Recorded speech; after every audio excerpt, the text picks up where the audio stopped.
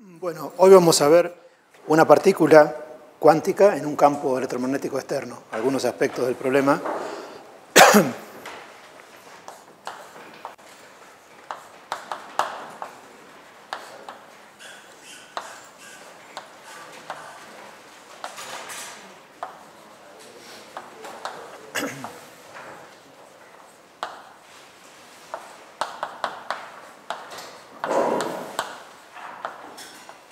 Lo de campo electromagnético externo significa que es un campo que supongo dado, no, sin preocuparme por cuáles fueron las fuentes que lo generaron, y tampoco vamos a ver la parte de la dinámica del campo electromagnético y la cuantización.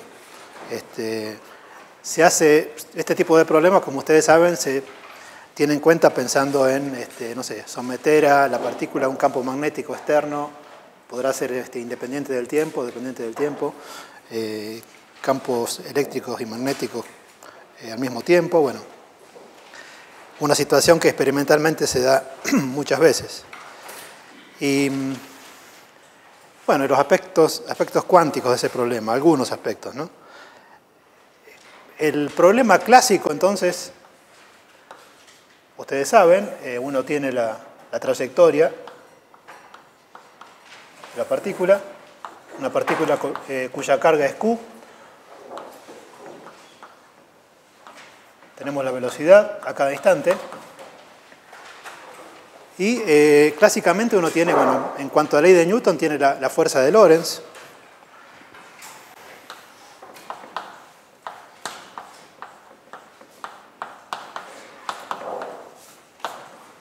Una primera parte que es la fuerza que depende del campo eléctrico.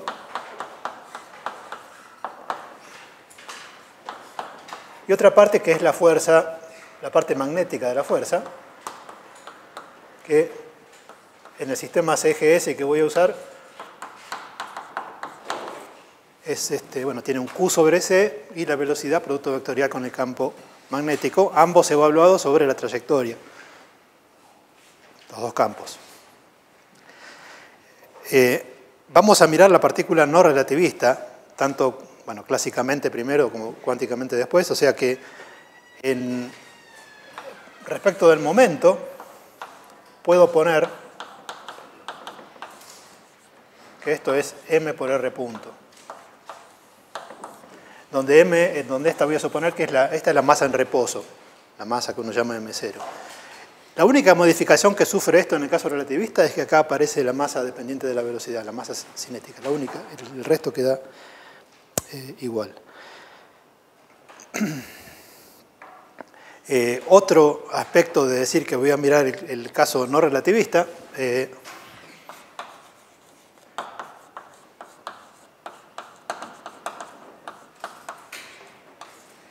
otro aspecto es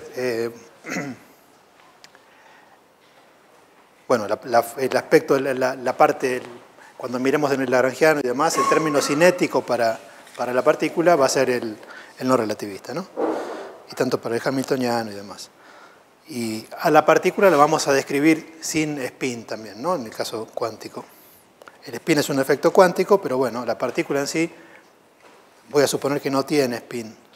Se puede agregar después, no es una cosa que uno, para el caso de una partícula pueda derivar en el caso no relativista, pero si uno partiese de una ecuación relativista para el electrón y cuántica, el spin aparece más naturalmente, o la posibilidad de tener spin. Esto es la fuerza de Lorentz, la ley para la fuerza de Lorentz. ¿Cómo uno pasaría a la mecánica cuántica? Y tiene que llegar al hamiltoniano. Para el hamiltoniano lo estándar es pasar por el lagrangiano primero. Entonces, miremos el lagrangiano.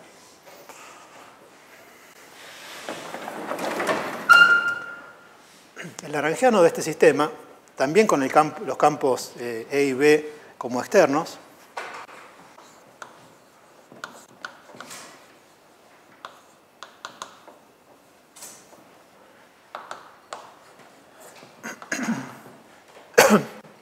bueno, el lagrangiano tiene una parte que está siempre que digamos que tiene que estar porque cuando los campos no actúan, si la carga se hace cero, me tiene que aparecer el término que uno llama cinética, la parte de energía cinética, un medio mr punto cuadrado.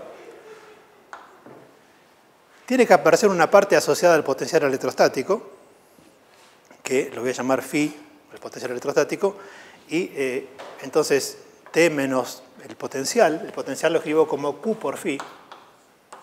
Phi es el potencial electrostático.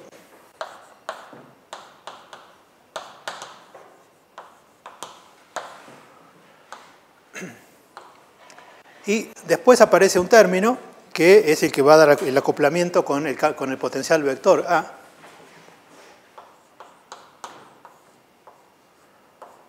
Q sobre C R punto escalar A, donde tanto phi como A son funciones de R y T. Esto, por supuesto, uno sabe que un término así tiene que aparecer por el asunto de que, en el caso de, no sé, que no hubiese velocidad, esto tiene que reducir, y que hubiese solamente potencial electrostático, tiene que ser T menos B, menos el potencial, menos la energía potencial. Y este término de aquí, ¿cómo se puede interpretar? Bueno, es el término, ustedes saben que la interacción con el potencial vector, bueno, cuando uno escribe tanto la energía como, bueno, asociado a la energía, el lagrangiano, hay un término que es la integral de J, la densidad de corriente por A, sobre todo el espacio. ¿Cuál es J para una partícula que se mueve con una velocidad de R punto? Y bueno, es directamente R punto por la carga, por una cosa concentrada, una delta de la trayectoria. Si uno integra sobre todo el espacio, me queda R punto por A evaluado sobre la trayectoria. Y hay 1 sobre C, eso es convenciones, digamos, la interacción es 1 sobre C integral de J por A. O sea, todo este término, el menos Q phi más Q sobre C R punto por A, que es la interacción, se puede pensar como menos bueno, la integral de 3R. Este primer término es la densidad de carga multiplicada por el potencial, y el otro término es más 1 sobre C, la integral sobre todo el espacio de J por A, donde ρ es la densidad de carga asociada a la partícula y esta es la densidad de corriente asociada a la partícula. ¿Sí?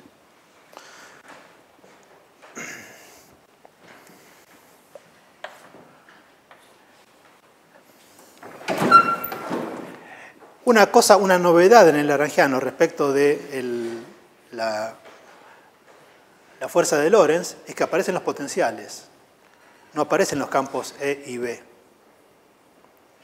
Uno dice, bueno, pero ¿por qué es eso? Bueno, el lagrangiano directamente no es una cosa que tenga interpretación física, pero sí tiene que pasar que las ecuaciones de movimiento me reproduzcan la fuerza de Lorentz. Entonces, cuando uno mira la ley de Newton, y eso pasa, o sea, acá aparecen los potenciales y es prácticamente inevitable que pase eso, digamos. Escribir el lagrangiano en términos de E y B, bueno, hay formulación donde se puede hacer eso, pero al precio de agregar más cosas, digamos. Pero bueno, una cuestión que después uno arrastra también en el formalismo hamiltoniano es que aparecen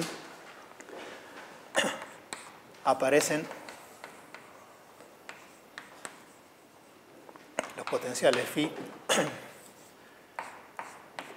y A. O sea, en lugar de aparecer, uno sabe que los potenciales, bueno, uno puede transformarlos sin cambiar los campos E y B. Uno puede hacer una transformación de las que se llaman de gauge para A y para phi, dejando iguales a E y B, sin embargo el lagrangiano va a cambiar. ¿De qué manera cambia el lagrangiano? Bueno, miremos. Si hacemos una transformación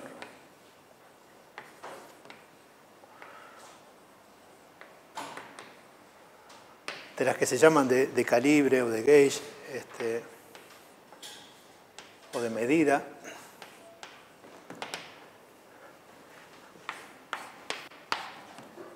para el caso del potencial vector, esa transformación es lo siguiente. Es introducir un nuevo potencial vector que difiere del anterior en el gradiente de una función que en principio puede depender de R y de T. Y al mismo tiempo tengo que transformar el phi, el potencial electrostático,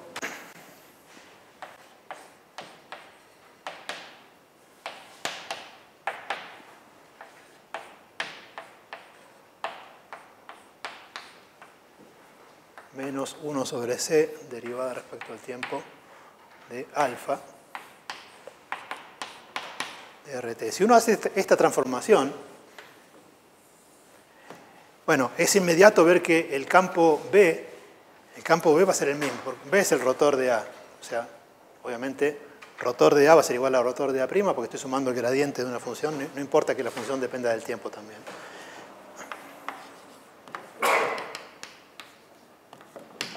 Y el campo E, recuerden que el campo E era menos el gradiente de phi menos 1 sobre c derivada respecto al tiempo de A. Si transformo el phi con menos 1 sobre c derivada temporal de alfa, acá me va a quedar un más 1 sobre c gradiente derivada temporal de alfa, y acá menos 1 sobre c derivada temporal de gradiente. Supongo que son las funciones suficientemente regular para poder conmutar las derivadas. El E va a ser igual a E'. O sea, una transformación así me deja iguales los campos E y B, pero no es obvio que el lagrangiano vaya a quedar igual. O sea, el L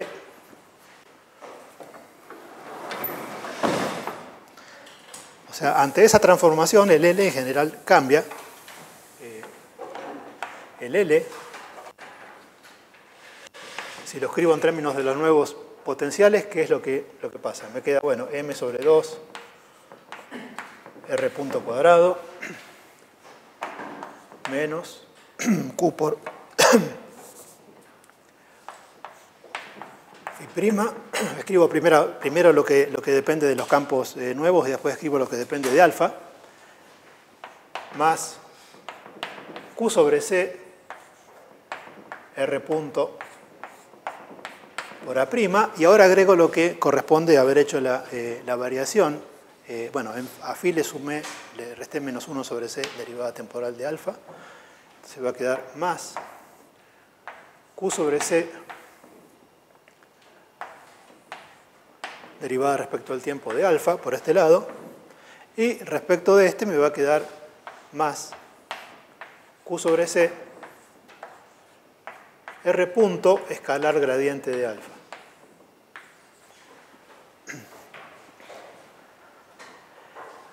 O sea que respecto de los nuevos potenciales, el L tiene una parte que se ve igual a la anterior, pero con los campos, con los nuevos potenciales, con phi' y A', y el cambio, ¿qué es? Bueno, esto es la derivada total respecto del tiempo de q sobre c por alfa. Recuerden que alfa se piensa como evaluada en r de t, por eso aparecen estos dos. Bueno, esta es la derivada parcial, explícita, digamos, y esto es la derivada pensando que r depende de t en principio. Por eso es el gradiente de alfa por el r punto. O sea que no van a cambiar las ecuaciones de movimiento, porque esto, al pensar en la acción, digamos, me va a dar una contribución que depende solo de cuánto vale alfa en r, en la posición al tiempo final, y alfa evaluado en la posición al tiempo inicial y el tiempo inicial. O sea, una cosa así no cambia las ecuaciones de movimiento.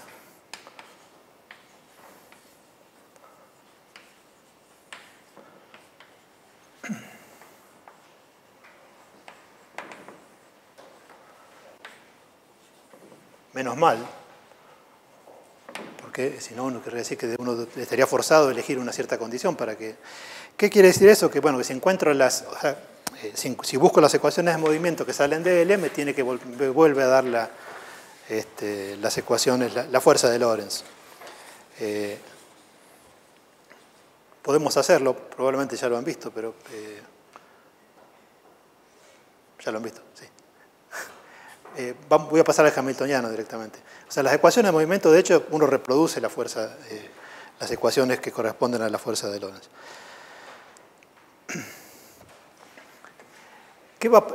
Probablemente recuerden, pero cuando uno tiene este tipo de situación, de que uno le suma, hace una transformación que hace que el lagrangiano cambie con una derivada total, eso se manifiesta también al mirar el formalismo hamiltoniano. O sea, eso se refleja con las modificaciones que haya que hacer en la existencia de transformaciones canónicas. De hecho, la simetría de Gauge al nivel del hamiltoniano se manifiesta en la existencia de transformaciones canónicas. Vamos a ver entonces cómo pasar al hamiltoniano y qué tiene de novedoso o de diferente respecto de los problemas que uno está acostumbrado a ver.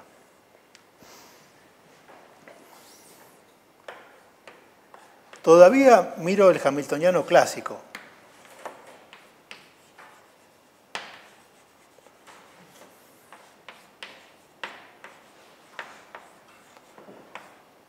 Después vamos a ver qué cambio, digamos, qué diferencia o qué cosa nueva puede llegar a tener el hamiltoniano cuántico respecto del clásico, qué cosas introduce. Bueno, es lo de siempre, ¿no? Para pasar al hamiltoniano tenemos el lagrangiano, ¿cómo hacemos? Bueno, tenemos que H es igual a P escalar R punto menos L, donde, ¿qué es P? Bueno, P se define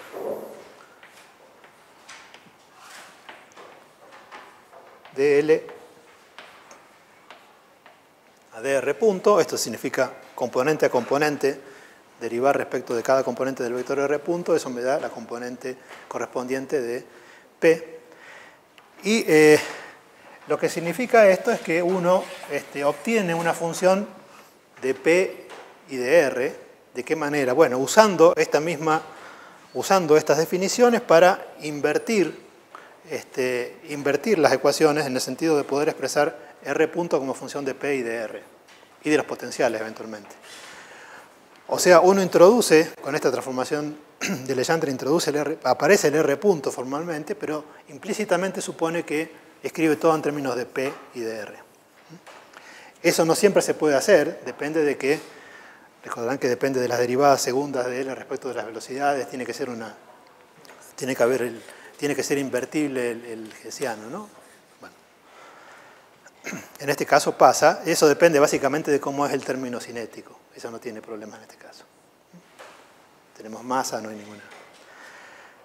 Entonces, este P que introdujimos, esto es nuevo, es inherente al formalismo hamiltoniano, y es lo que uno llama momento canónico, ¿no? Momento canónicamente conjugado a la posición.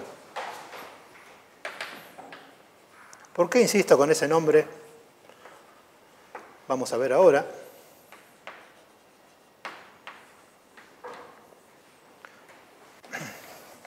Y bueno, insisto con eso porque cuando uno se fija en este lagrangiano, que es el momento canónico, descubre una cosa que, bueno, justo este lagrangiano, descubre que P es igual a M por R punto más Q sobre C por A. O sea, el momento canónico no es M por R punto, sino que tiene una contribución que depende del potencial vector. Por eso insistí en llamarle momento canónico, porque de hecho, lo que uno llamaría momento normalmente es esta parte que está acá. Y una cosa que parece bastante, en principio puede parecer extraña, sorprendente, es que recordemos que el A se puede cambiar con un gradiente. ¿Qué significa eso? Que el momento lo puedo cambiar con un gradiente. ¿Qué le pasa a la partícula si uno hace una transformación de Gauge? Bueno, resulta que el momento canónico, como bueno, como ustedes saben del formalismo canónico, uno muchas veces puede hacer transformaciones canónicas que me cambian Q y P. De hecho, uno puede a veces revertir los roles y pensar al momento como la coordenada y viceversa. O sea, no necesariamente las variables canónicas corresponden a variables que tienen interpretación física directa bien definida. En este caso, lo que tiene interpretación física bien definida es el m por r punto. Y a eso se lo llama, como aparecen los dos y son diferentes, se lo llama momento cinético. O sea, el P, el m por r punto, le voy a llamar, quería llamarlo P sub C por cinético, pero podría ser canónico también, entonces le llamo P sub K. Este es el momento cinético. Son iguales si A es igual a 0 o si la carga es igual a 0. Entonces, ¿cómo escribo el hamiltoniano? Bueno, H decía que es igual a P por R punto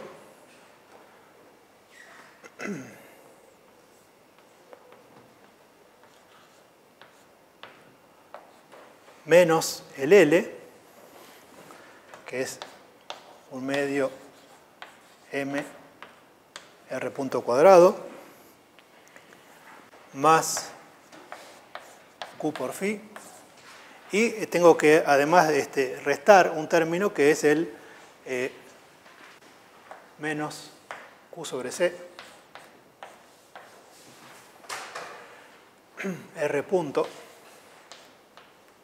por A,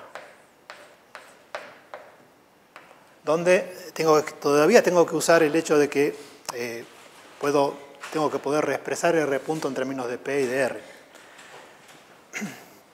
Bueno, lo que hago es lo siguiente, para simplificar eso, me fijo en estos dos términos que tienen R punto y los escribo como R punto por P menos Q sobre C por A, producto escalar, menos M sobre 2 R punto cuadrado, más Q por phi. Y acá sí uso, escribo la relación entre R punto, el P y el A, que la puedo extraer de acá. Digamos, lo que puedo decir es que R punto es P menos Q sobre C por A dividido M. ¿Dónde lo uso? Lo uso acá y acá. Fíjense que si digo que R punto es igual a P menos Q sobre C por A, dividido M, ¿acá qué me va a quedar?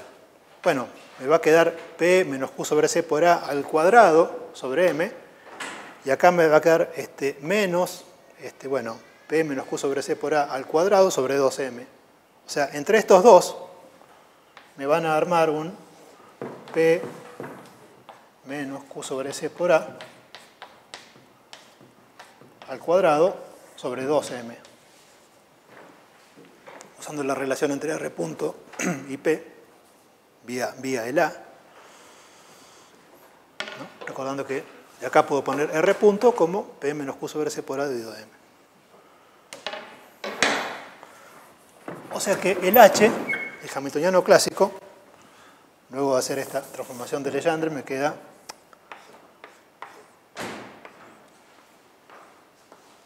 P menos Q sobre C por A, o sea, P que es el momento, si no le pongo nada, es el momento canónico, ¿no?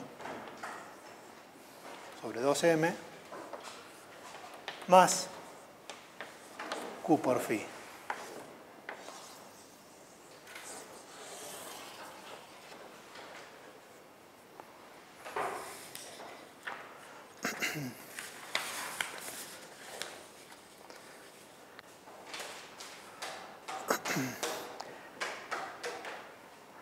Uno podría decir, esto es lo mismo que ¿qué es P menos Q sobre C por A? P menos Q sobre C por A es el momento cinético. O sea, el momento cinético al cuadrado. O sea, no es tan raro lo que aparece, digamos. Uno dice, aparece una cosa acá que no es invariante de Gauge. Bueno, pero en definitiva lo que aparece físicamente, si uno mirase la energía, es 1/2 de m por r punto cuadrado, más el q por phi. Bueno, dije que el P cambia en una transformación de Gauge. Las ecuaciones canónicas del movimiento me dan la fuerza de Lorentz. O sea, para eso uno obtiene una ecuación primero para el P canónico, pero para recuperar, y otra para R, para recuperar las ecuaciones del movimiento en términos de la masa y aceleración y demás, uno tiene que usar una ecuación en la otra, como siempre. O sea, las ecuaciones canónicas dan la fuerza de Lorentz. Eso, o sea, si uno hace P punto,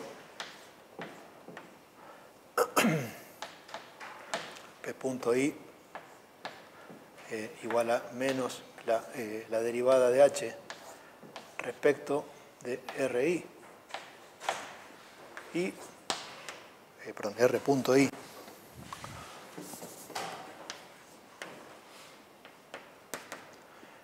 es la derivada de H respecto de P sub I, PI canónico. Esto reproduce la fuerza de Lorentz.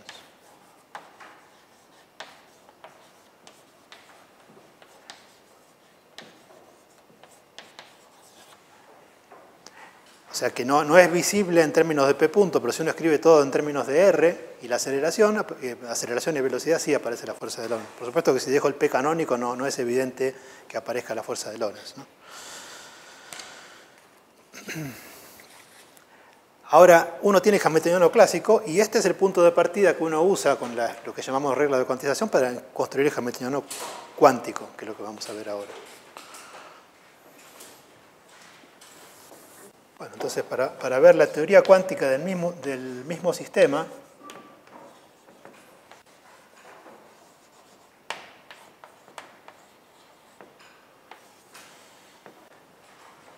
bueno, tenemos operadores, o sea, las reglas de cuantización nos dicen que lo de siempre, ¿no? Que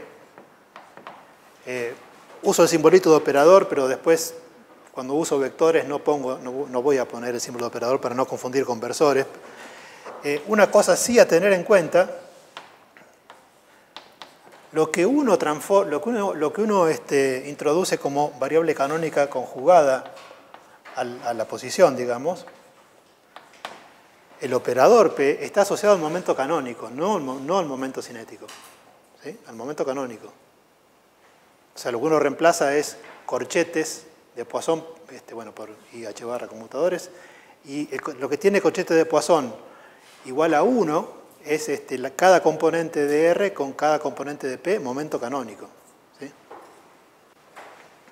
Estos se convierten en operadores autoadjuntos. Lo de siempre, ¿no? Un sistema en 3 dimensiones.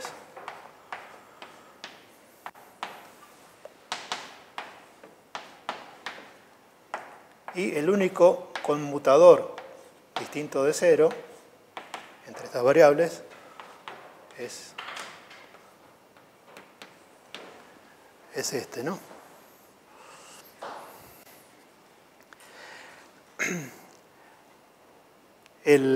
Uno se construye observables funciones de R y de P, y el hamiltoniano, H, el operador hamiltoniano, bueno, lo leo de hamiltoniano clásico reemplazando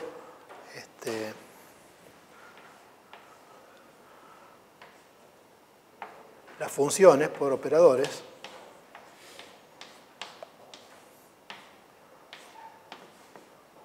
O sea, de la misma forma.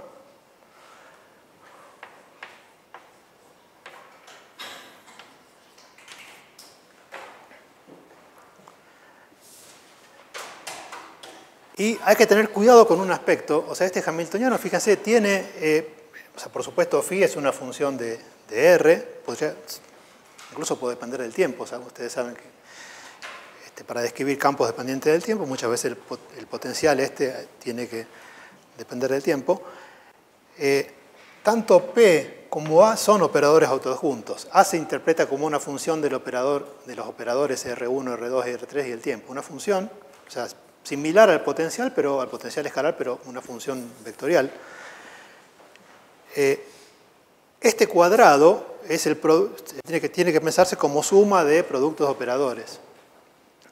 Y es hermítico. O sea, si uno toma el adjunto de una cosa así, eso es cada uno de los factores, me da, por supuesto, es un cuadrado de un operador hermítico es hermítico. Ahora, claro, si uno desarrolla este producto, va a aparecer una función de, en cada factor, el P por A por P, y esos dos términos en general no conmutan, salvo que A no dependa de R. O sea, si uno desarrolla esto,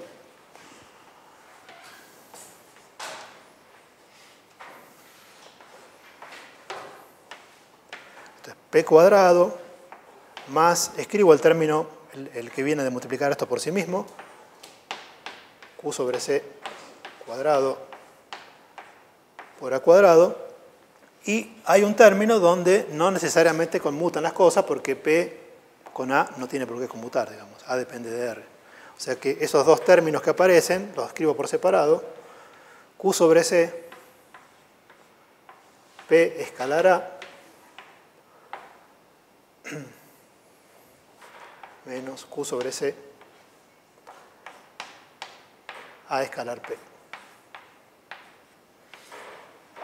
Estos dos, obviamente, el conjunto de los dos me da una cosa que es hermítica. Si tomo daga de uno, me da el otro, ¿sí? Y aparecen los dos sumados. Estos dos son hermíticos, pero bueno, cuidado que estos dos justamente son P y una función de R, no conmutan en general. O sea, el H en sí es autoadjunto, pero no porque cada uno de los términos que aparecen sea autoadjunto, sino porque uno tiene, por ejemplo, por este lado, tiene un término y el que corresponde sumar para que un término y el adjunto, digamos.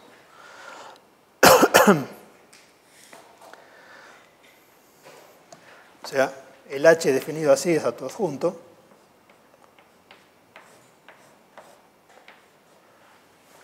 Por supuesto, acá aparece el tipo de ambigüedad de orden que comenté alguna vez, que uno podría haber dicho, bueno, trabajo con el hamiltoniano clásico, que tiene esta forma, desarrollo el cuadrado tengo P cuadrado, Q sobre C cuadrado por A cuadrado, tengo el término P por A y A por P, como es clásico, lo escribo como dos veces lo mismo, lo escribo como menos 2 Q sobre C, P por A. Pongo un 2. Y ahora con la teoría cuántica. Si hago eso no me queda autoadjunto. Me queda solamente el término P por A dos veces. ¿Sí? Hay que tener cuidado. Esta forma de hacer las cosas, o sea, para funciones que involucran P y una función de R, lo que se llama orden de Weyl, una forma de asignar operadores autoadjuntos a variables observables clásicos, me dice que simetrice. Pongo un medio por una función de P por la función de Q más funciones en el orden inverso.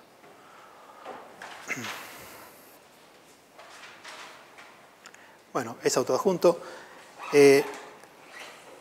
Hay diferentes propiedades. Vamos a ver algunas. El asunto de que P no es invariante de Gauge, fíjense, el operador P, si uno lo piensa relacionado con el momento cinético, acá el P es, ¿cómo lo representaría uno si quiere satisfacer las reglas de cuantización? Y bueno, lo escribiría con menos IH barra gradiente. Ahora, si uno se pregunta por qué es lo que tiene sentido físico, nuevamente uno recuerda que el momento cinético era m por b y la relación entre m por b y p es a través del... O sea, hay una diferencia que es el q sobre c por a. Uno podría decir, bueno, pero ¿por qué no le asigna un operador al momento cinético? El momento cinético era m por b. Uno dice, acá no está la velocidad. Sí, bueno, no está la velocidad, pero uno sabe que todo esto, p menos q sobre c por a, es lo que jugaba el rol del momento cinético. Bueno, uno puede hacerlo, o sea, puede trabajar con ese operador, llamado P sub k, pero claro, el conmutador de P sub k con R me va a dar lo mismo que el conmutador del P canónico, porque sumarle una función de R no me cambia el conmutador. Pero entre diferentes componentes del P sub K, los conmutadores no son cero, porque tengo el A. O sea, ese es el precio que hay que pagar. Uno puede trabajar con operadores P, pero que no van a conmutar entre sí. Va a aparecer el campo magnético. O sea, uno puede trabajar con operadores que tienen significado físico más directo, pero el precio es ese. Se llama trabajar con los operadores velocidad. En realidad es el P dividido la masa. Uno podría trabajar con...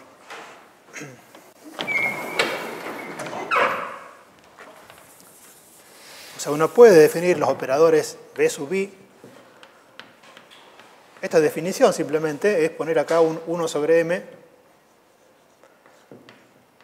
P sub I menos Q sobre C por A sub I. Esto es, lo que significa es componente a componente, ¿no? Esto es el momento cinético, lo divido por la masa, me da este operador B sub I. Lo que dije es que el conmutador de, bueno, pongámoslo así, de R sub I con, B sub J, ¿qué es lo que me da? Bueno, hay un 1 sobre M acá, simplemente porque uno introduce velocidad en lugar de momento, pero hay 1 sobre M IH barra delta de IJ. O sea, por ese lado no hay problema, ¿sí? El conmutador es similar al de M por B sub I, tiene conmutador similar al del momento canónico con la velocidad. Pero si me fijo las componentes de B sub I entre sí, ¿qué es lo que va a pasar? Bueno, voy a tener un 1 sobre M cuadrado, conmutador de P sub I menos Q sobre C A sub I, P sub J menos Q sobre C, donde pongo los momentos canónicos porque sé cuáles son los conmutadores entre ellos, digamos.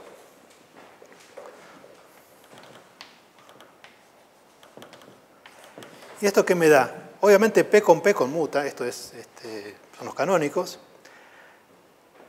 Cuando tengo P con A, bueno, eso es conmutador de P con una función de R, eso lo hemos hecho. Eso me da una cosa que básicamente es menos IH barra por la derivada respecto de XY, sería en este caso, de lo que aparece del otro lado.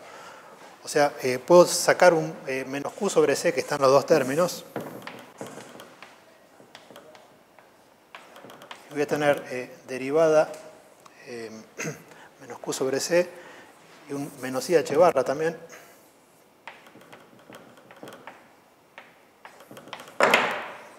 Derivada I de AJ menos, porque aparece A y P de este lado, derivada J de A sub I.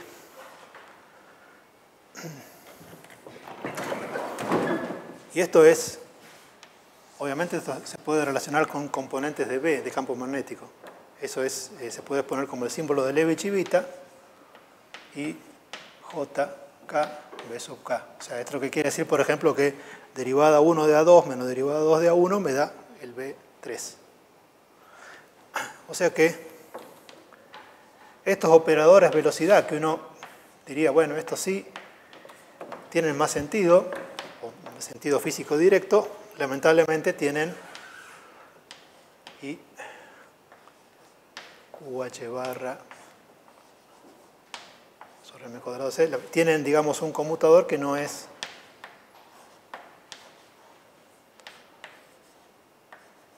igual, alguno querría para variables canónicas entre sí, digamos, ¿no? Para momentos canónicos. Obviamente cuando es igual a J tiene que conmutar, si no sería que la misma velocidad no conmuta con sí misma, ¿no? Esto se usa, tiene su interés físico, estos operadores. Uno habla de, cuando mira muestras, quiere representar sistemas bidimensionales, que obviamente es una realización experimental aproximada, pero uno puede confinar electrones a sistemas que son prácticamente bidimensionales. Y ese sistema tiene simetrías, y hay simetrías que son similares a traslaciones, pero compatibles con la existencia de un campo magnético, y le llaman traslaciones magnéticas. Estos operadores velocidad se usan, digamos, para representar este tipo de simetría de traslación en presencia de un campo magnético. Fíjense que hay una sutileza también ahí, porque uno dice traslaciones, cuando vimos simetrías, las traslaciones eran realizadas por el P era el generador. Ahora acá era crucial para hacer las traslaciones tener que el conmutador de P con X fuese menos IH barra, digamos. Ahora acá el conmutador ese está realizado por el P canónico, que depende, que el P canónico depende del gauge. O sea que uno espera que haya algo curioso con las transformaciones, y bueno, eso se refleja en que lo que se llaman traslaciones magnéticas forman un álgebra un poco diferente a la que uno tendría en el caso de no tener campo magnético. Bueno, cuando uno mira la ecuación de Schrödinger asociada al H, la ecuación de Schrödinger tiene la misma forma general de decir IH barra derivada respecto al tiempo de psi es igual a H por psi. Eso no cambia, cambia el H nada más.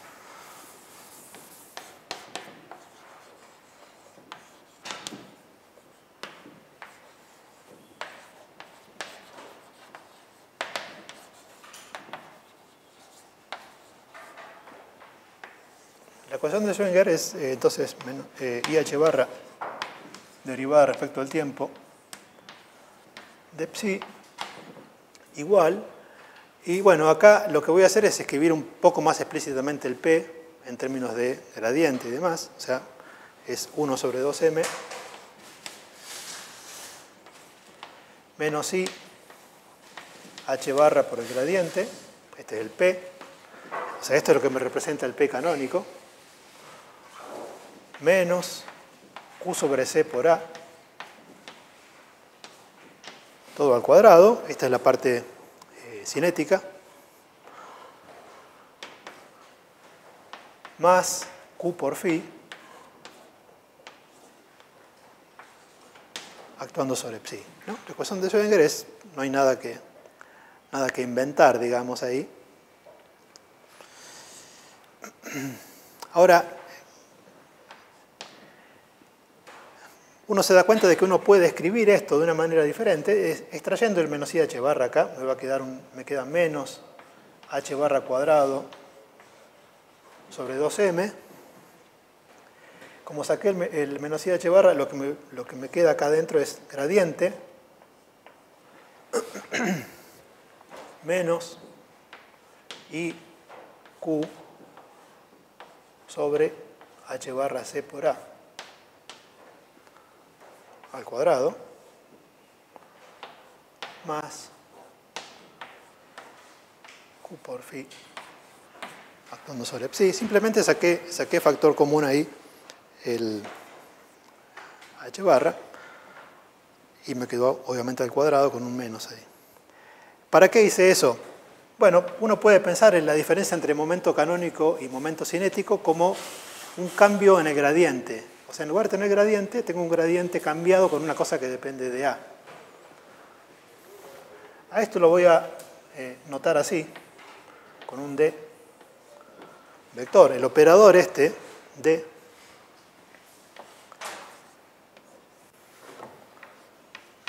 entonces es gradiente menos IQ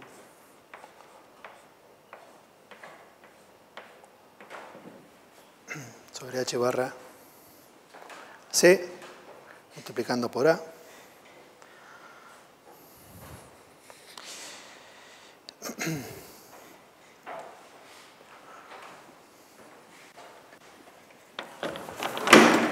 y aparece cuando uno trata de entender cómo se realizan las transformaciones de gauge, cómo se ven a nivel de la ecuación de Schrödinger. Entonces, ¿cómo se ven las transformaciones de gauge?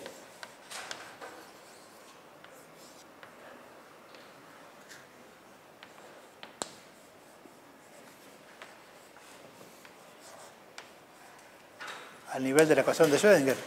Bueno, en el caso de las ecuaciones de Euler y Lagrange que se desprendían del lagrangiano, lo que pasaba era cuando uno transformaba los potenciales, aparecía una derivada total respecto del tiempo sumada al lagrangiano que sabemos no cambiaba las ecuaciones de movimiento. En el formalismo de newtoniano, digamos, ni aparecían los potenciales, así que no había nada de cambiar. ¿Qué es lo que pasará acá?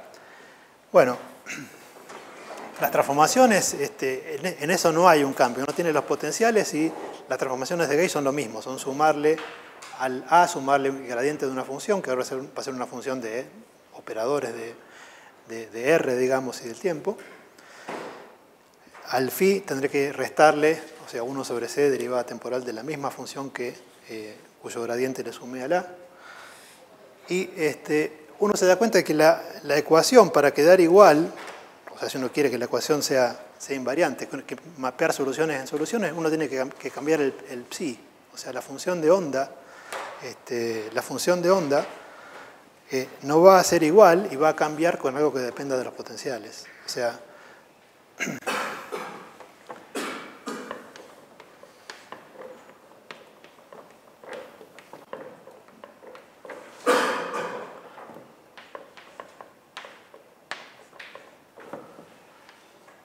las transformaciones las escribo como igual que lo que hacíamos en el caso clásico. Perdón, más acá. Menos 1 sobre c,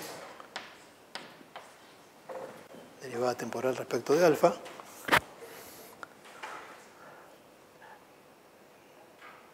Me doy cuenta de que al haber hecho este cambio, el operador que llamé D, por ejemplo, donde aparece el A, va a sufrir un cambio. ¿Qué cambio? Bueno, me aparece, si escribo en términos de A', me queda que el D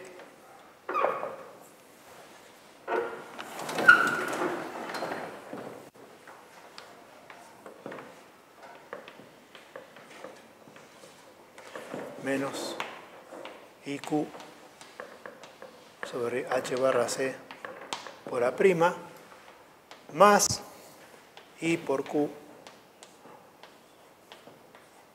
perdón, menos acá, IQ sobre H barra C por el gradiente de alfa. Me doy cuenta que a ese cambio en el operador que llamé D, lo puedo compensar si transformo la función de onda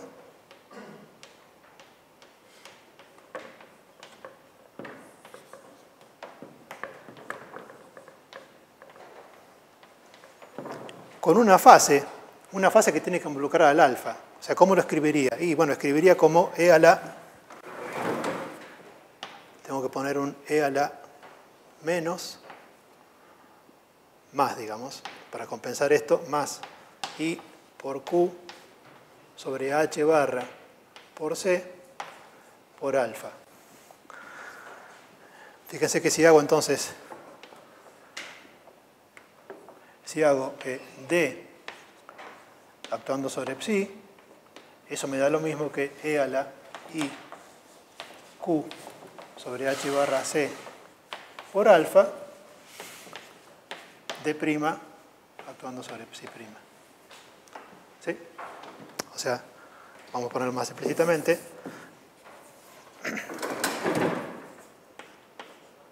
D menos IQ sobre H barra C A', psi'. O sea.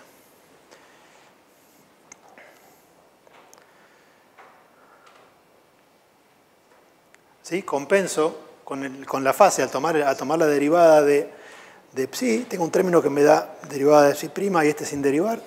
Otro término donde no derivo psi y derivo esto, que eso me baja el gradiente de alfa, que justo compensa lo que me produjo el cambio en la transformación de Gauge. Y la exponencial siempre está, por eso la puedo factorizar acá. Este símbolo entonces de... uno podría haber pensado las cosas al revés.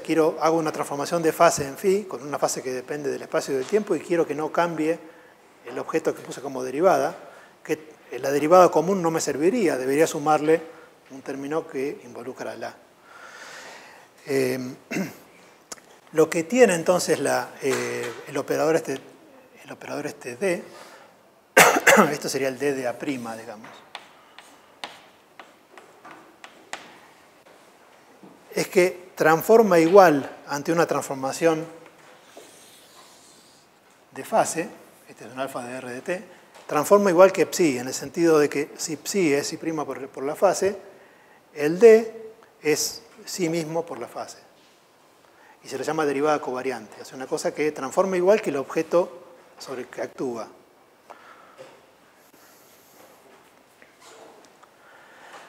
¿De qué me sirve eso? Saber eso, bueno, me sirve porque fíjense que lo que aparece en el hamiltoniano es básicamente esto al cuadrado. O sea, si uno transforma el A y transforma el psi, me va a quedar expresado el operador que aparecía en el término cinético, me va a quedar un primer término que es la fase por este operador actuando sobre psi', y tengo que ver qué pasa con el potencial y con la derivada temporal, pero bueno. Por el lado del d cuadrado, lo que tengo es que el término cinético transforma con una fase. Lo que tengo es que menos h barra cuadrado sobre 2m d cuadrado psi resulta igual a e a la más IQ sobre h barra por c por alfa menos h barra cuadrado sobre 2m d cuadrado de a' psi'. Eso por el lado del término cinético. ¿Qué pasa con el término de potencial? Bueno, el término con el potencial, ¿qué me queda?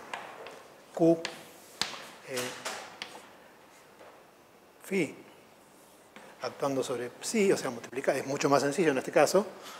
Lo que me da es e a la, como transformé el psi, tengo que transformarlos en todos lados, no solamente en el término del potencial vector. Me queda e a la i q sobre h barra c por alfa. Q, ¿cómo es la transformación de gauge para phi? Tengo que poner phi'. Menos, o sea, tengo que sumarle entonces el 1 sobre c derivado respecto al tiempo de la misma función alfa que aparecía antes,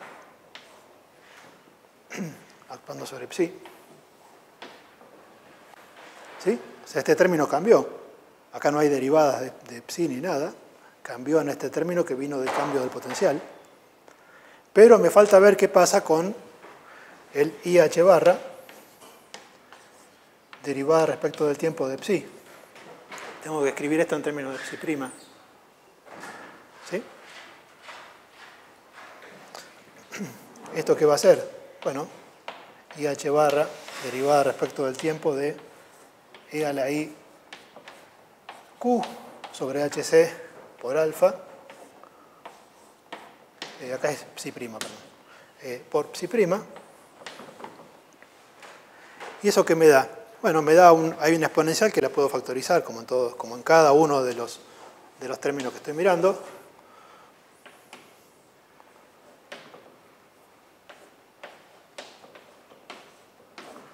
A la IQ sobre h barra c por alfa, y aparece un término entonces que es IH barra derivada temporal de psi',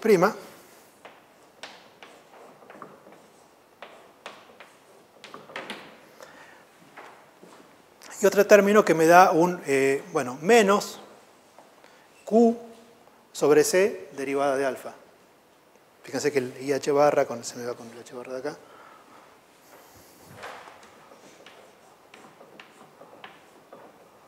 menos Q sobre C, derivada temporal de alfa, multiplicado por psi', ¿no? O sea, cuando escribo IH barra derivada temporal de psi en términos de psi', me aparece esto que está acá, y en el otro miembro, que tengo la suma de estos dos términos, también me aparece esta misma fase, y bueno, fíjense que aparece el término cinético escrito en términos de psi', Y acá me aparece Q phi' y un cambio debido a la transformación de gauge, pero esta variación aparece en los dos lados de la ecuación. O sea, lo que tengo es, vamos a escribirlo todo junto.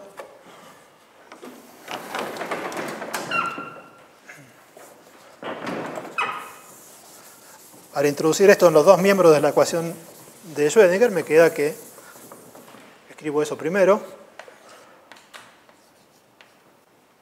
Perdón, la IQ sobre H barra C alfa y H barra derivada respecto del tiempo de psi' menos Q sobre C derivada temporal de alfa psi'. Este es por el lado de la ecuación de Schrödinger, que es IH barra derivada respecto del tiempo de psi igual a E a la I Q sobre H barra C por alfa. Y acá escribo el término cinético primero, que es menos H barra cuadrado sobre 2m. La derivada esta, en términos de A', psi', más lo que viene del término de potencial, que es Q phi' por psi', menos Q sobre C derivada respecto del tiempo de alfa, también por psi', ¿no? O sea, este término es el que se va en los dos miembros. Y la fase, obviamente, la puedo cancelar en los dos miembros y me queda la ecuación de Schrödinger en términos de psi' y los potenciales nuevos. ¿Sí? O sea, si uno cambia los potenciales y la función de onda coordinadamente con la misma función alfa, la nueva función psi' satisface la misma ecuación que antes, pero con los potenciales nuevos, digamos. O sea, satisface la ecuación de Schrödinger con los potenciales cambiados. Por eso uno habla de transformación de gauge para la función de onda también cuando cambia la fase en una cosa que depende de, en principio, de las coordenadas y del tiempo, que es la función alfa que aparecía en los potenciales, ¿no?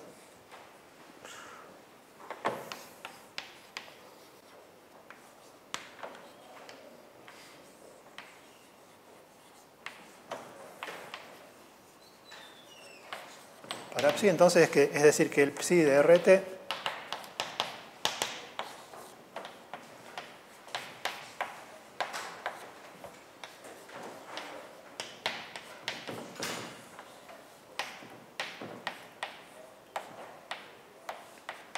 transforma de esta manera cuando uno cambia el gauge. O sea,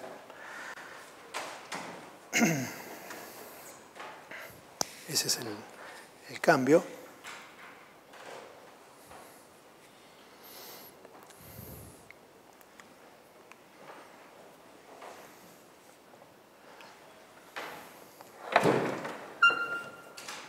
Fíjense que uno dice, bueno, pero no confundir con las transformaciones de fase que siempre hacemos, que decimos, el psi la puedo redefinir con una fase global, porque total, lo que importa son módulos cuadrados, cosas cuadráticas en psi, y eso no cambia. Acá sí hay un cambio, y la consecuencia que tiene eso, o está relacionado con, digamos, con que no cualquier observable es invariante de gauge. O sea, un observable, vuelvo al ejemplo del momento canónico, es una cosa que depende de no tiene por qué ser invariante de gauge. Uno cambia el gauge y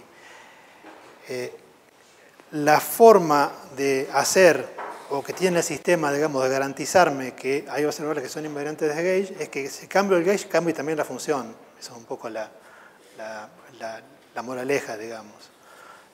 A diferencia de lo que pasaba en el caso que no había potenciales así, potenciales vector, potencial escalar, acá aparece una condición más para un observable y es que sea invariante de gauge. Y invariancia de gauge corresponde a transformar psi y los potenciales también. Por ejemplo, el hamiltoniano es invariante de gauge, por lo que dijimos, la ecuación de Schrödinger es invariante de gauge. Uno mapea soluciones en soluciones. Y en el caso de tener una cosa que depende de P y A, uno tiene que fijarse, no es inmediato, digamos.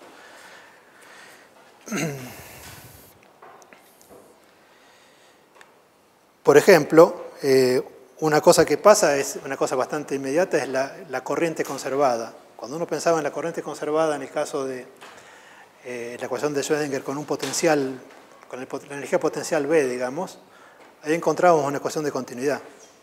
Esa ecuación de continuidad, ¿qué involucraba? Involucraba la densidad y otro término que lo asociábamos, bueno, que tenía psi conjugado, gradiente de psi, y psi gradiente de psi conjugado.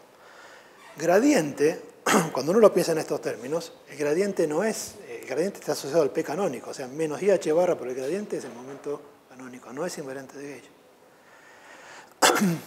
Si uno se fija en la corriente conservada en este caso,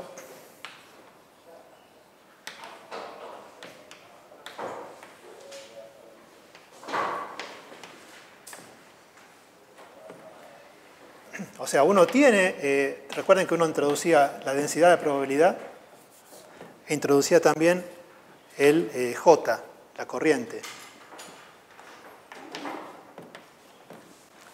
El ρ sigue siendo, fíjense que si uno hace una transformación de Gauge, el ρ va a seguir siendo el mismo, la densidad de probabilidad. Por más que la transformación sea con una función que depende de las coordenadas y del tiempo. O sea, ρ, la densidad de probabilidad, por suerte, no depende de haber hecho una transformación de Gauge para psi. O sea, esa parte no cambia al haber introducido potencial. Esa parte de la interpretación de la mecánica cuántica, ¿no? O sea, ρ o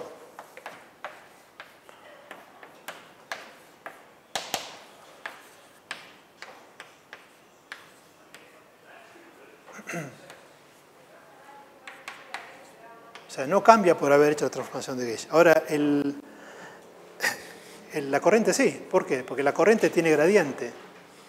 Si uno transforma la función de onda, ¿qué pasa con el gradiente? Y adquiere una cosa que depende del gradiente de alfa, digamos. De hecho, la corriente realmente conservada, que sale por el mismo argumento que uno lo hacía en el caso de no tener potenciales vectores, ¿cómo era la derivación? Escribimos la ecuación de Schrödinger conjugada, multiplicábamos la sin conjugar por psi conjugado y la conjugada por psi y restábamos. Si uno hace eso, no le queda, obviamente, la misma ecuación de continuidad, pero aparece una ecuación de continuidad con otra corriente que suponen que podrá aparecer para que la corriente sí tenga sentido y sea invariante de Gauge. Y aparece donde aparecía gradiente, aparece la derivada covariante. Esa es la única diferencia. Recuerden que la corriente tenía psi conjugado, gradiente de psi, menos psi, gradiente. Bueno, en lugar de gradiente aparece la derivada esa de covariante. ¿Qué me garantiza entonces que la corriente sea invariante de Gauge? Y lo mismo que dije antes, de que cambia la derivada de psi, cambia igual que psi. Y como tengo psi y psi conjugado, se me cancelan las fases. O sea, la corriente conservada, el ρ obviamente queda igual, pero el J queda, escribo el resultado para no extenderme demasiado con eso, el J queda igual a h barra sobre 2 m i psi conjugado, derivada de psi, menos psi, derivada covariante de psi, todo conjugado. Que se reduce a lo que ya sabemos cuando el A es igual a 0, o cuando Q es igual a 0.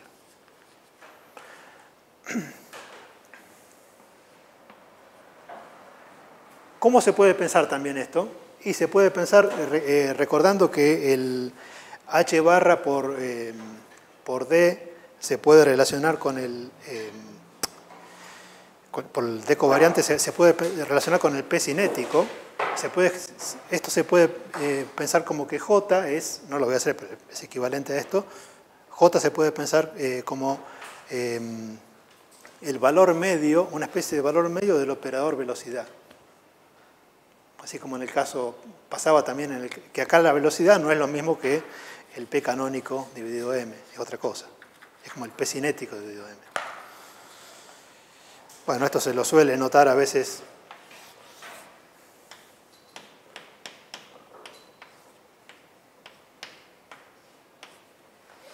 Donde lo que está abajo significa, de arriba, digamos, es un elemento derivada del segundo menos el segundo derivada del primero.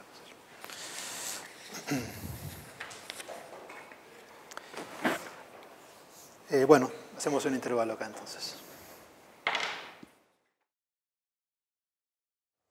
Para terminar vamos a ver un ejemplo que es pensar en un átomo, o sea, un electrón que está ligado a un átomo, por ejemplo, un átomo de hidrógeno, un único electrón, y que además uno pone un campo externo, un campo magnético externo, pero no para tratar de resolver el problema del campo magnético externo uniforme exactamente, sino para ver qué efecto produce sobre el átomo, o sea, tratado como perturbación, que al mismo tiempo le permite a uno interpretar un poco qué significan los términos que aparecen sumados al hamiltoniano respecto del hamiltoniano que uno tendría de un electrón en un potencial coulombiano y nada más. O sea, ¿qué es lo que viene, lo que aparece de extra cuando uno hace eso, ¿no? Entonces miremos esto de un átomo.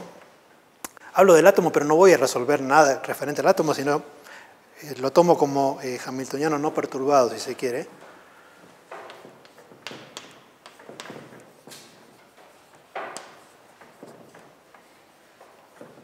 En un campo B externo.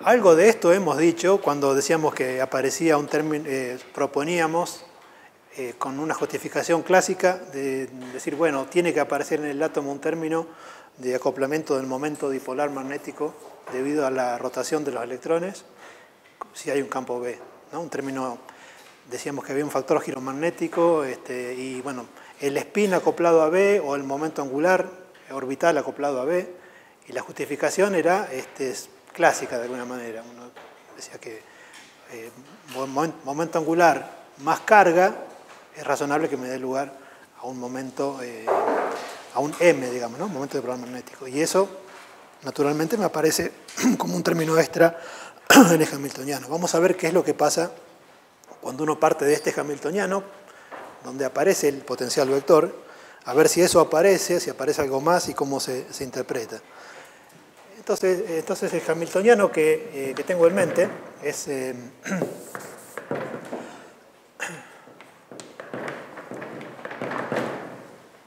P menos Q sobre C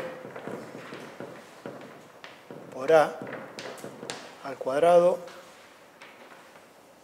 sobre 2M, o sea, el hamiltoniano de antes, pero un caso particular, donde el phi es el correspondiente, y la carga, bueno, la carga es la carga del electrón, y phi es el debido a un núcleo, por ejemplo, potencial central.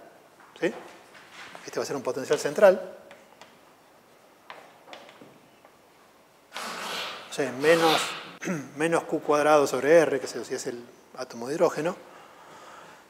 Y el A no va a ser cualquier cosa, sino que va a ser un A que corresponde a un campo magnético uniforme, constante, ¿no? O sea, A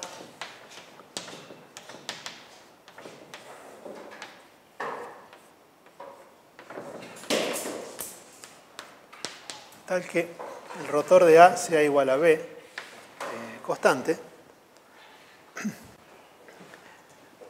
Para no resolver uno de los problemas, digo cómo se puede elegir el A directamente sin verificarlo, pero el A se puede escribir, uno se da cuenta que se puede escribir en diferentes fijaciones de gauge.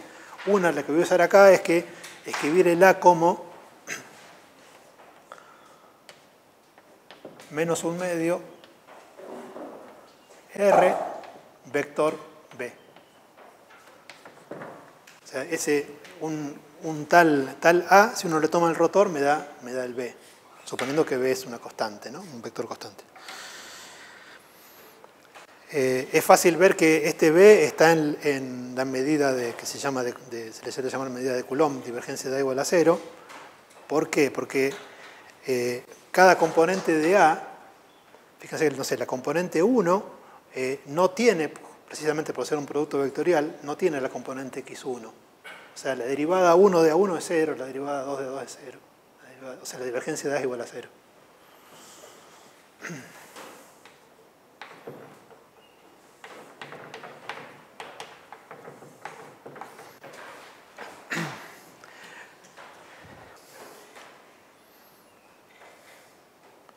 Entonces, el H,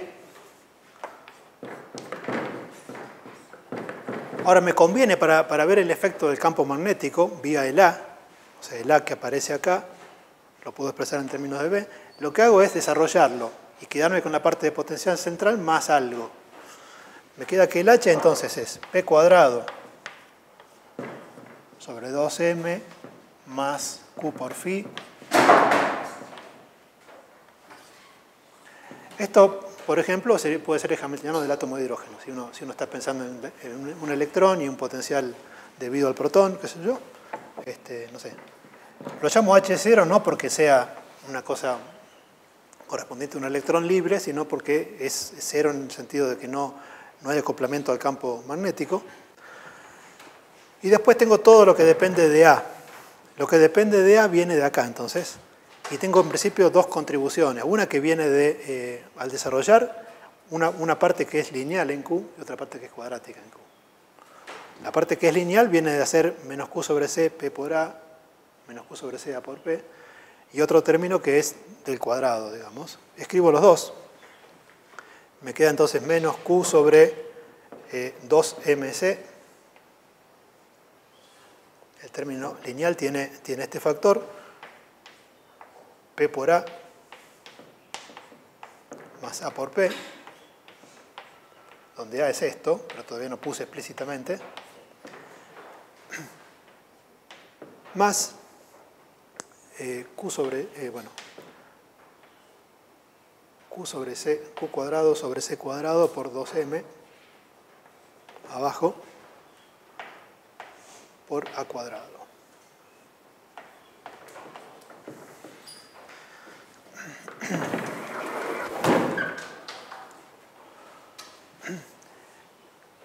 ¿Qué es este término entonces? Vamos a verlo primero con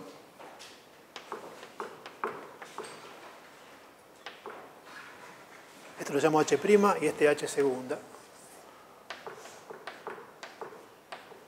El H'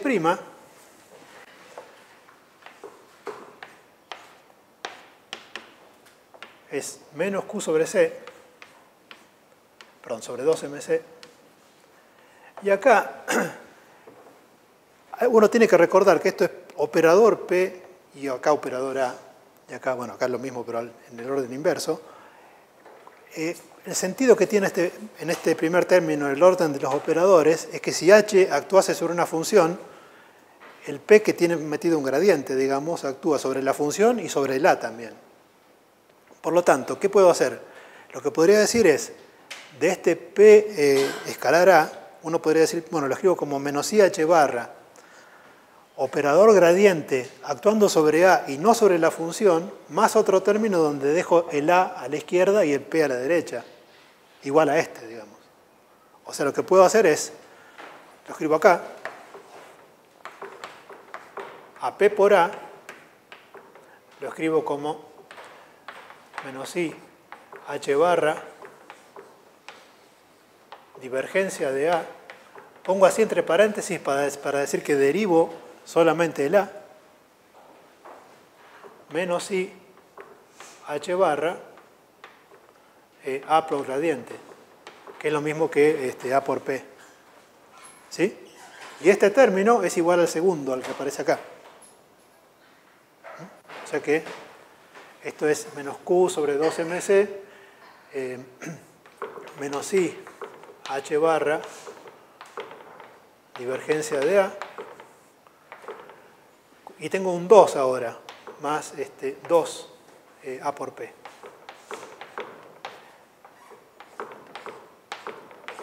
¿Por qué? Porque tengo uno del primer término y el otro. Ahora, en el gauge que elegí acá, divergencia de A es igual a 0. O sea que esto se puede tirar. O sea que el H',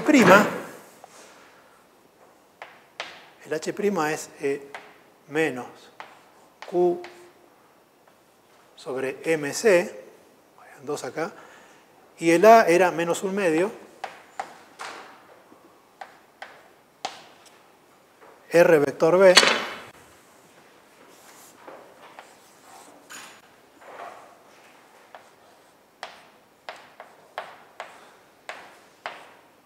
por el operador P.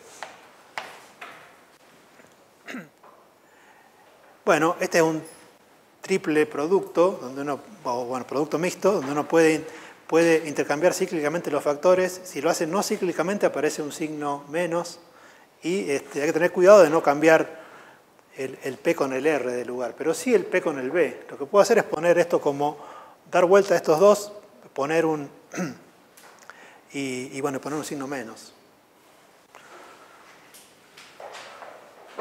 Me queda entonces igual a menos Q sobre 2 MC R vector P por B, y R vector P es el operador momento angular, ¿no?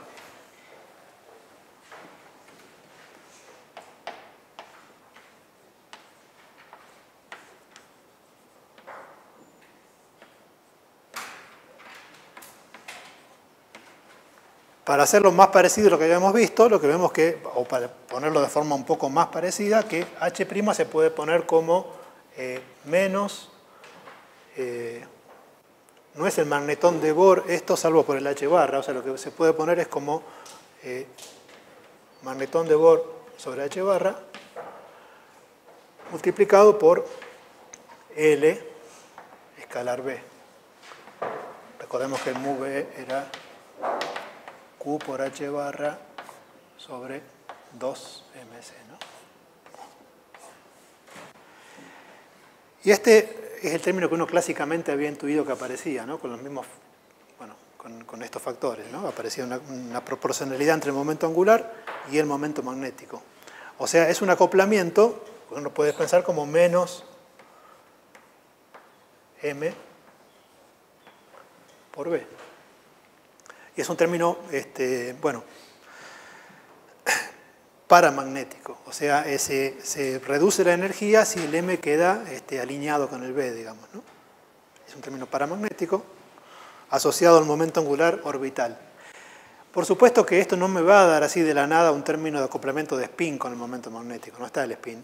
Si estuviese el spin, aparecería además del L, aparece sumado eso lo hemos dicho por ahí, aparece sumado el S también con un factor 2 generalmente, el factor giromagnético asociado al spin.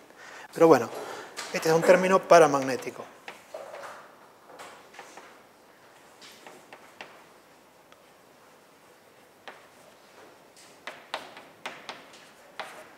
Bueno, pero acá uno cuando hace esto ahí se da cuenta de que hizo un truco, una trampa en realidad. Y esto está todo mal, esta parte de esta derivación. ¿Por qué está mal? Porque acá está el L es R por P, pero ¿qué es P? P es el momento canónico. ¿No? P es el momento canónico.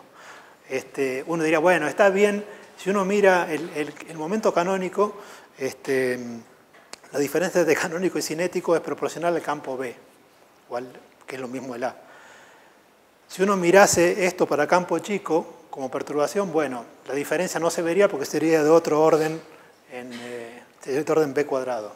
Bueno, tomémoslo entre pinzas, digamos, pero digamos, ¿qué pasaría si uno quisiera tener en cuenta el efecto de que el L es R por P, de que el momento angular físico sería R vector el momento cinético?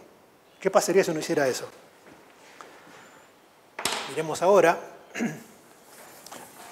Nos falta todavía interpretar, lo escribo por acá, el H segunda,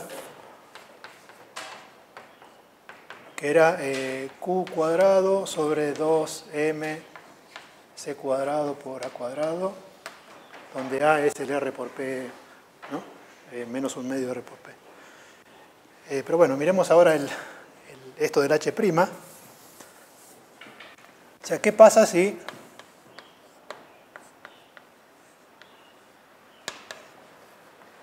Si hacemos el reemplazo de L, que era R por P,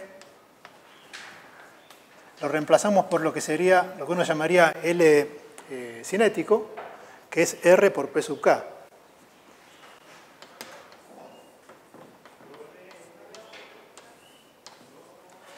Bueno, el P sub K era P menos Q sobre C por A, ¿no?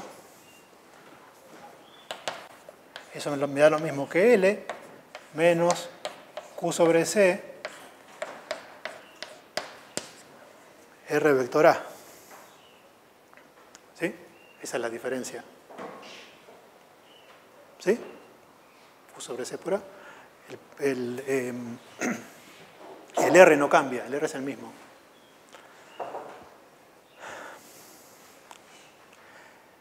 Si uno mirase entonces acá en el menos M por B, ¿qué efecto produce eso? Uno tendría acá un M' igual a ¿qué? Igual a QH barra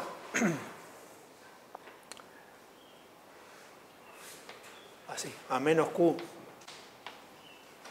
sobre 2, perdón, igual a Q sobre 2MC por L menos Q sobre C R vector A.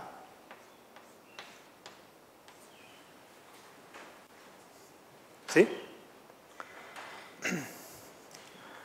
O lo que es lo mismo, esto sería Q por L sobre 2 MC menos, aparece Q cuadrado,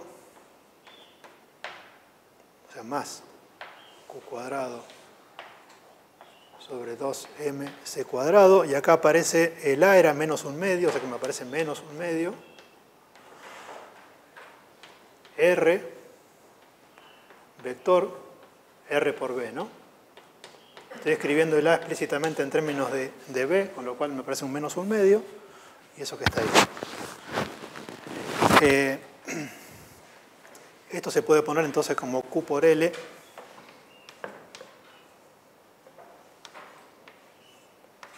sobre 2 MC menos Q cuadrado sobre 4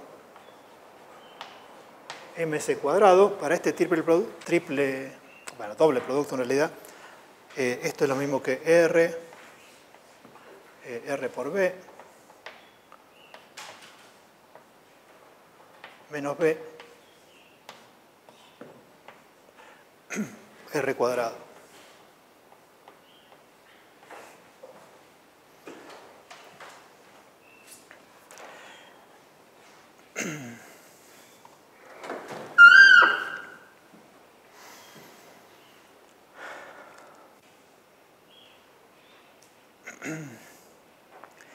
O sea, esto es una corrección que viene del hecho de que el momento cinético entonces difiere del momento canónico, y uno diría, bueno, en realidad el momento que está acoplado al B debería ser este que está acá, en el término paramagnético. Entonces uno tendría que poner la contribución, o sea, debería reformar el acoplamiento entre el momento, entre el M y el B, sumándole eso, ¿no?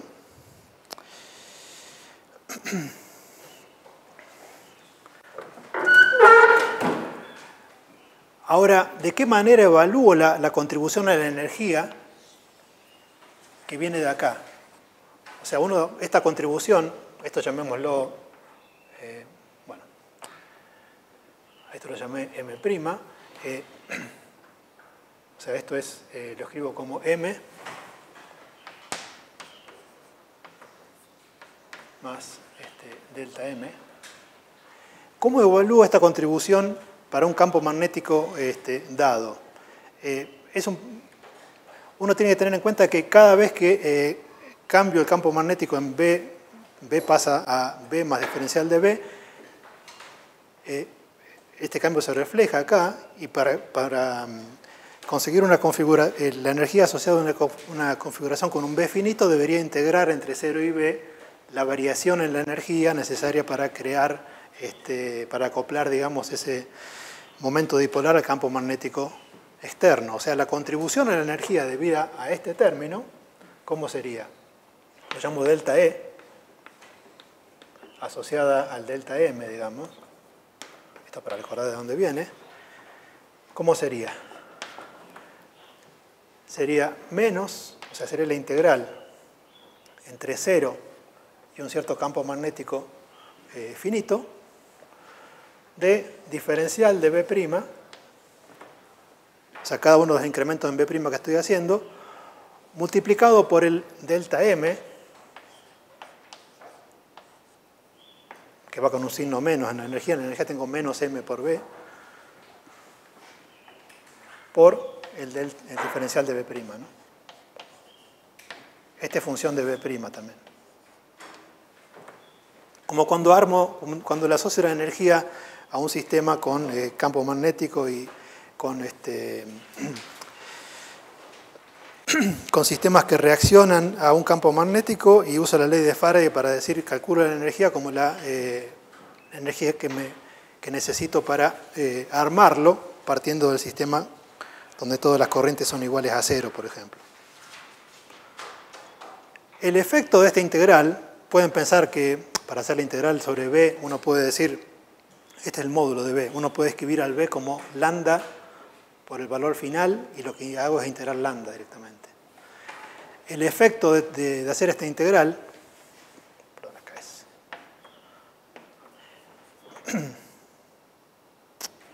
acá he puesto, acá es B', ahí está, sí. El efecto de hacer esta integral es poner un medio, es multiplicar esto por B y poner un medio directamente y cambiar el signo porque esto era el M y lo que necesito es menos M por B. El efecto de hacer esta integral entonces decía es lo siguiente. Es Q cuadrado, lo que estaba acá, digamos, sobre 8, porque la integral del B cuadrado me da un medio B cuadrado, sobre 8M C cuadrado, esa es la razón del 8, y B multiplicado por todo esto, me queda B cuadrado R cuadrado menos R por B cuadrado.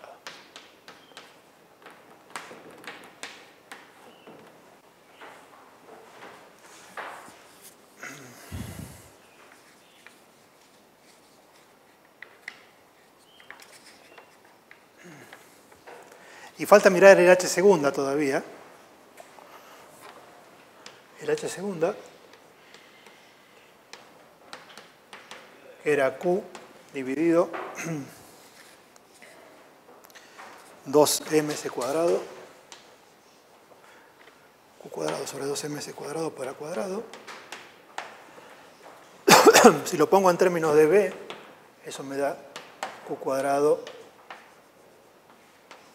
2mc cuadrado por 1/4 por R por B al cuadrado, y eso es Q cuadrado sobre 8mc cuadrado B cuadrado R cuadrado menos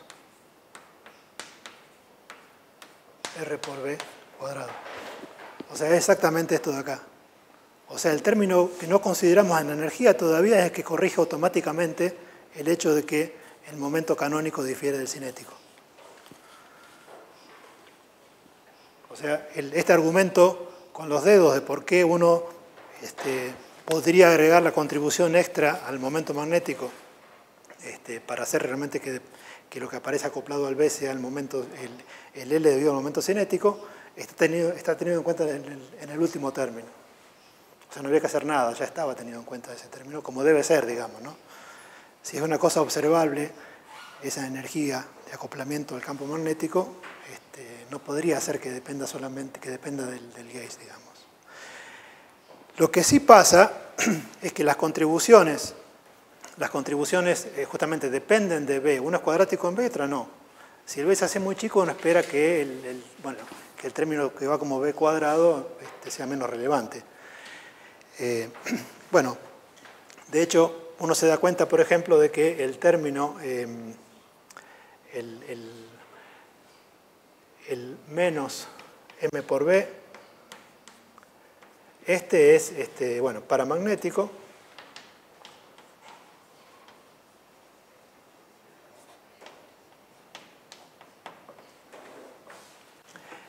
Y el otro que va como B cuadrado, si tomo la derivada respecto de B, el signo me da opuesto al anterior, es diamagnético, ¿no? Si derivo respecto de B, me queda positivo, o sea, el término siguiente, el H segunda, es un término diamagnético.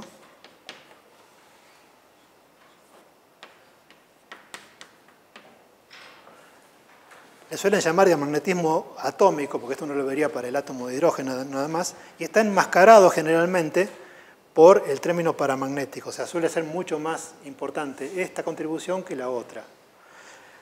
Salvo que recordando que aquí me aparece el L,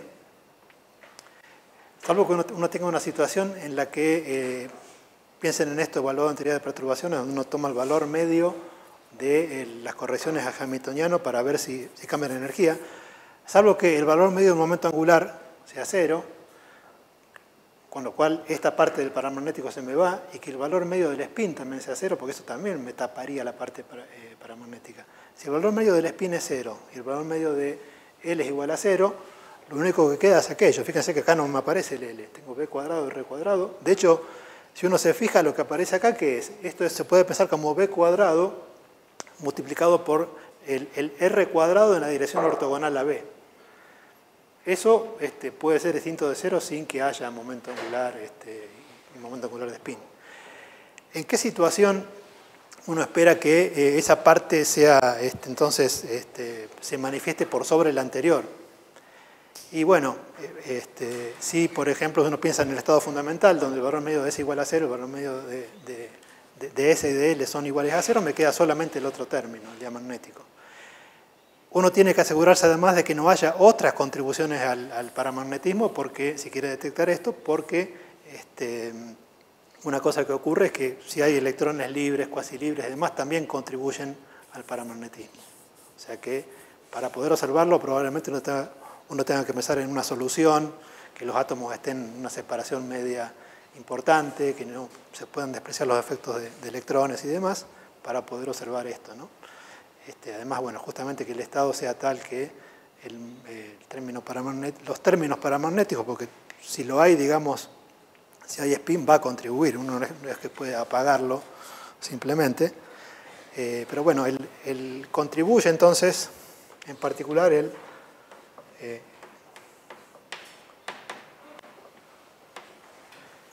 este término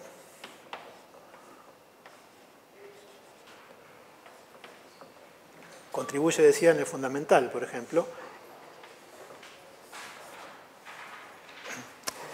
Pero quise poner valor medio.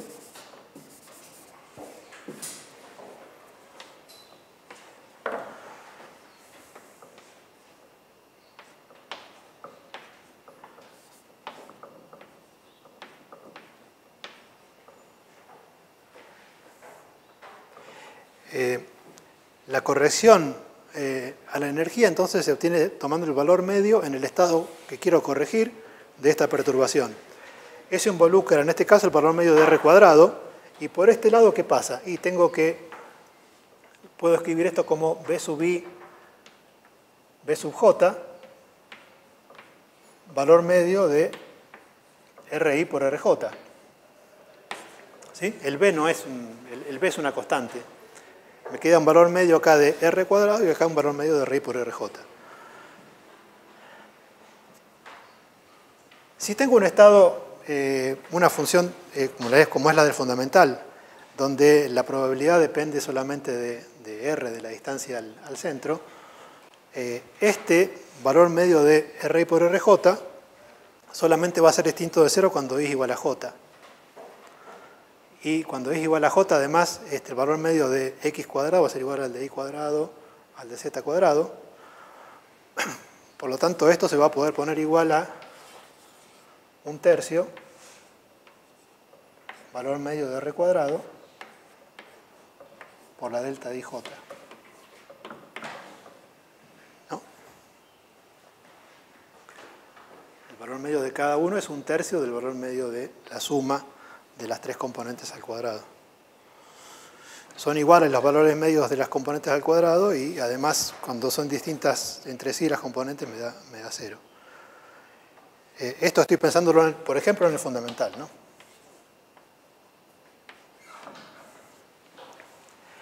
Con lo cual, esta delta de IJ me permite armar un B cuadrado nuevamente,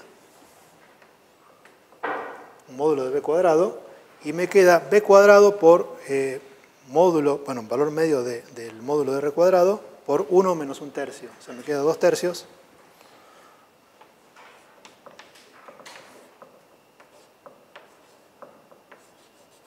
por M C cuadrado, B cuadrado,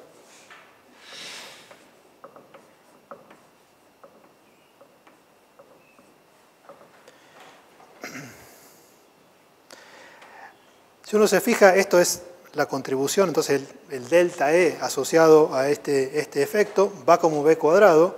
Uno puede decir, la magnetización va como B. Si derivo dos veces, lo que me da es la susceptibilidad. O sea, esa susceptibilidad magnética, recuerden que la susceptibilidad me relacionaba la M con B, digamos, ¿no?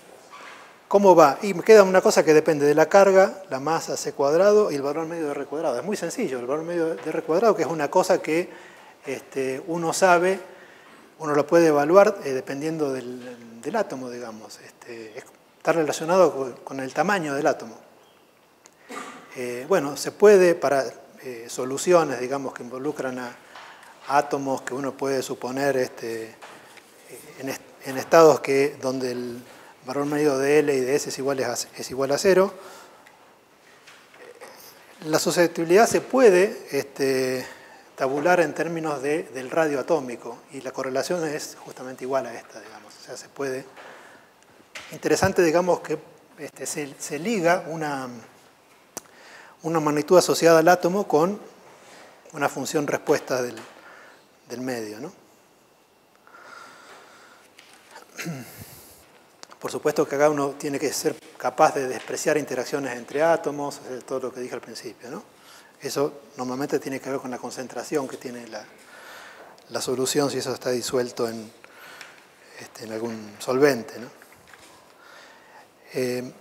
Esto del paramagnetismo de un átomo, diamagnetismo, independientemente de que le gane una contribución a la otra, uno lo puede llegar a tomar como algo natural, que no tiene nada de misterioso, pero bueno, por ahí vieron en mecánica estadística que hay un teorema de Bohr-von Leuven que dice que un sistema clásico no tiene paramagnetismo ni diamagnetismo. El mismo sistema, el mismo hamiltoniano, uno hace la mecánica estadística, se pregunta por esto mismo, por el valor medio térmico, por ejemplo, de la magnetización, 0. La derivación es muy sencilla, ya que tengo el hamiltoniano lo escribo. Un sistema clásico no puede tener, si bien uno puede imaginarse procesos físicos por los cuales el campo magnético afecta al sistema de manera tal de hacerlo paramagnético, se puede imaginar el contrario también, y se cancelan exactamente. Entonces,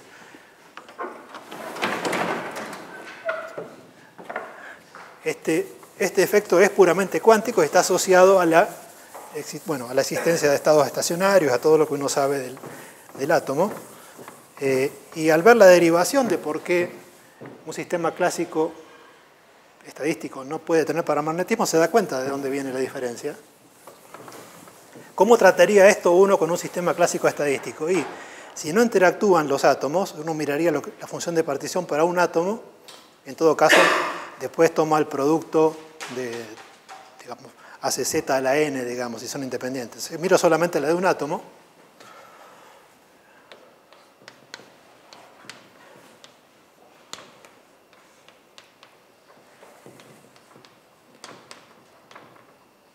O sea, miro el hamiltoniano de un único átomo como el anterior, digamos, el H clásico ahora, un átomo en un potencial central más el potencial vector y demás, asociado al campo magnético. ¿Cómo sería el Z, la función de partición? Bueno, el H clásico es el mismo de antes.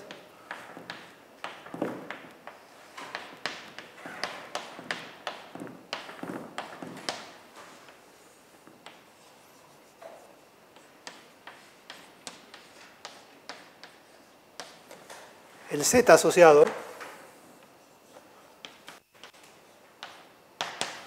¿qué es? Y bueno, tengo que integrar sobre P y sobre R, ¿no?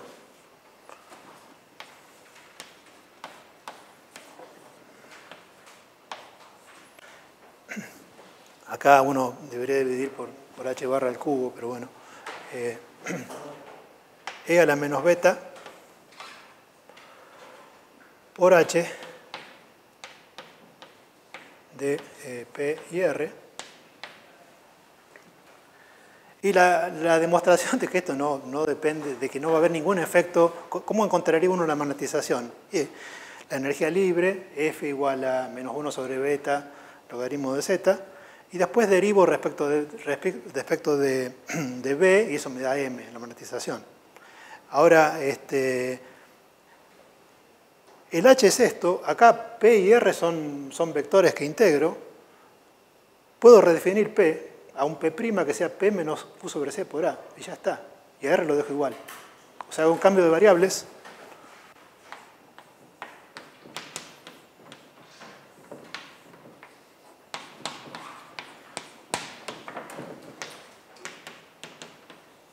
Esto tiene jacobiano igual a 1.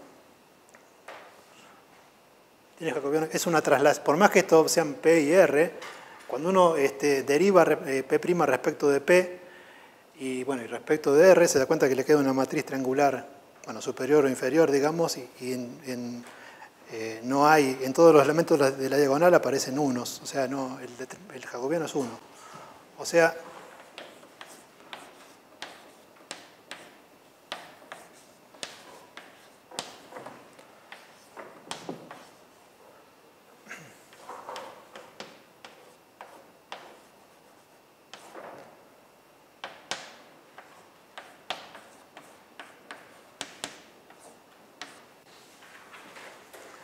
por lo tanto, si uno calcula la derivada respecto de B de menos 1 sobre beta, el logaritmo de Z, que sería la magnetización, eso le da 0, porque no depende de A y por lo tanto no depende de B. Eso es el teorema de Bohr-von Leuven.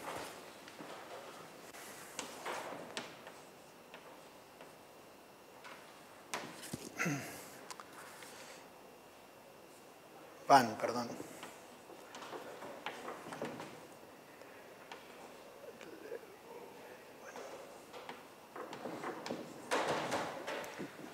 Creo que aparece en la tesis doctoral de Bohr, antes de la cuántica. Obviamente se refiere esto al magnetismo atómico. O sea, si uno tiene un sistema descrito no por este hamiltoniano, es otra cosa. Fíjense que esto no cubre lo que uno normalmente ve en mecánica estadística, que es un spin acoplado a un campo magnético, dice S escalar B. No, acá no está, digamos. Se refiere al paramagnetismo, diamagnetismo de las órbitas asociadas a una carga en un potencial central cuando uno pone un campo magnético.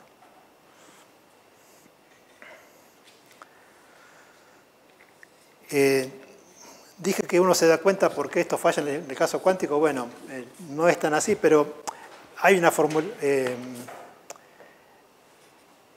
Eliminar el A, o sea, si uno quisiera hacer esto a nivel cuántico, se puede escribir la función de partición cuántica y todo.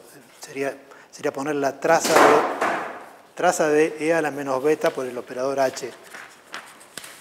La función de partición cuántica se puede poner así, traza de E a la menos beta por H. Ahora, el H tiene metido el P y el A, y no hay forma de decir, redefino el operador P para sacarme de encima el A. ¿Cómo lo hago? O sea, uno puede cambiar los operadores mediante transformaciones, pero tiene que mostrar que deja todo igual. Se pueden hacer transformaciones de gauge, se pueden hacer diferentes cosas, pero quedarme con un P que no depende de A solamente lo podría hacer si, ¿en qué caso? Si el A fuese lo que se llama un puro gauge. O sea, si A fuese gradiente de algo, ahí sí me lo puedo sacar encima porque transformando la función de onda desaparece. Pero no un B constante. Ese no es lo mismo traza de E a la menos beta por todo esto que no puedo, no hay forma de decir el P va integrado y lo redefino. No, es la traza de una función de operadores. No vale ese argumento. Así que bueno, por hoy está